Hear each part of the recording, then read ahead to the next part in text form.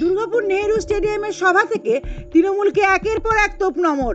এবার পাল্টা তীর ঘাসফুল শিবিরের। মাঠের করুণ দশা নিয়ে এবার শুরু হলো রাজনৈতিক চাপানুতর। দীর্ঘ প্রস্তুতি, একের পর এক পর্যবেক্ষণ পর্ব। শেষে কাল বঙ্গ বিজেপির মেগা ইভেন্ট সম্পন্ন হয়েছে ইস্পাত নগরীর নেহরু স্টেডিয়ামে। সভা শেষ আর তারপরই সমগ্র মাঠের বেহাল ছবি দেখে মন খারাপ শহরবাসীর। মরশুমের কারণে এমনিতেই জল কাদা, তার উপর আবার সমগ্র মাঠ জুড়ে জেসিবির তাণ্ডব। বড় বড় গর্ত, ছড়িয়ে ছিটিয়ে থাকা বাঁশ, খুঁটি, লোহার অ্যাঙ্গেলে এই যেন এক ধ্বংসপুরী। মাঠের এই করুণ হারের জন্য বারবার গেরুয়া শিবিরকেই কটাক্ষ করছে ঘাসফুল শিবির। তাতে অবশ্য কুছ পরোয়া নেই মনোভাব পদ্ম নেতৃত্বের। শনিবার দুপুরে সেই জল কর্দমাক্ত মাঠে ধানের চারা রোপণ করে প্রতীকী প্রতিবাদ জানালেন পাণ্ডবেশ্বরের বিধায়ক নরেন্দ্রনাথ চক্রবর্তী। বললেন, প্রধানমন্ত্রীর সভার আয়োজন করতে গিয়ে নেহরু স্টেডিয়ামের মতো একটা সুন্দর খেলার মাঠকে নষ্ট করে দেওয়া হলো। নেহরু স্টেডিয়াম দুর্গাপুরের ফুসফুস বলতে পারেন। আরো অনেক বড় মাঠ ছিল, মেলা মাঠ ছিল, দুর্গাপুরের রথের মেলার মাঠ ছিল।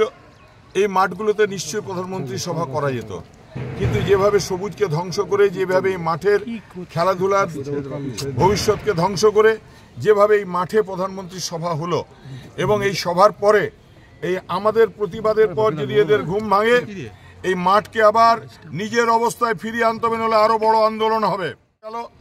এত সুন্দর মাঠ সব নষ্ট হয়ে গেল। তাই আমরা প্রতীকীভাবে প্রতিবাদ জানালাম। এই মাঠে যে কাদা হয়ে গেছে সেখানে ধান পুঁতে দিয়ে। মোদীজি শ্রীরামকে ছেড়ে দিয়েছেন। এখন তো মোদীজি মা কালী আর সিঁদুর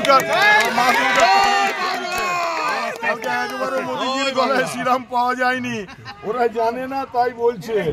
যদিও এই প্রসঙ্গে বিজেপির জেলা সাংগঠনিক সম্পাদক অভিজিৎ দত্ত বলেন, এখনো মঞ্চ খোলা হয়নি, 24 ঘন্টা পেরোয়নি। গান্ধী মোড় থেকে স্টেডিয়াম সর্বত্র আমাদের ছেলেরা কাজ করছে। আসলে কালকের জনপ্লাবন দেখে ওদের রাতে ঘুম হয়নি, তাই সকালে উঠেই জেলা সভাপতি মাঠে ধানের চারা পুঁততে চলে এসেছেন।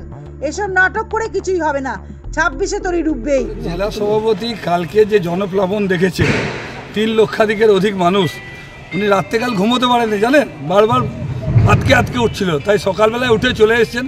উনি ভাবতে পারেননি যে 24 ঘন্টা এখনো হয়নি, এখনো স্ট্রাকচার মাঠে পড়ে রয়েছে, আমাদের ছেলেরা মাঠে কাজ করছে, উনি ধাত পুঁততে চলে এসেছেন। আমি জিজ্ঞেস, দিদির গুটবুকে থাকতে হবে, মোদির নিন্দা করলে দিদির গুটবুকে থাকবে। আর একটি মাত্র আমাদের পশ্চিম বর্ধমানে মন্ত্রিত্ব পেয়েছেন, উনি কৃষি মন্ত্রী হবার তালে এখানে ধান পুঁতছেন, প্রদীপ বাবুকে সরাবার চক্রান্ত করছেন, দিদির কাছে ভালো হবার চক্রান্ত করছেন। নাটক করে কিছু হবে না, 26-এ তরি ডুববেই।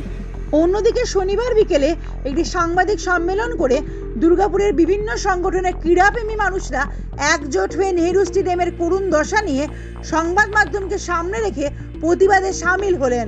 বিশেষ রাজনৈতিক দল বিশাল জনসভা করেছে। 15 বছরে নেহরু স্টেডিয়ামে কোনো খেলা হয় না, মাঠের অবস্থা খুবই খারাপ ছিল।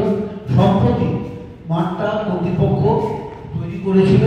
আমরা আমাদের কাছে যেটা খবর, সেটা ক্রিকেট মাঠ হিসেবে নেহরু স্টেডিয়াম এবং স্টেডিয়াম ফুটবল মাঠ হিসেবে ব্যবহার করার জন্য তৈরি করেছে।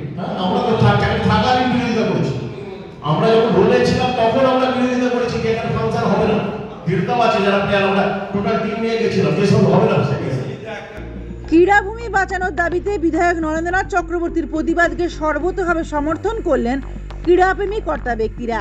এদিন নেহরু স্টেডিয়ামের করুণ পরিণতিতে একরাশ ক্ষোভ উগরে পুনরায় মাঠের হাল ফিরিয়ে দেবার দাবিও উঠে এলো। দুর্গাপুর থেকে অন্তরা সাধুর প্রতিবেদন, সমাজ পরিবর্তনের মানুষ।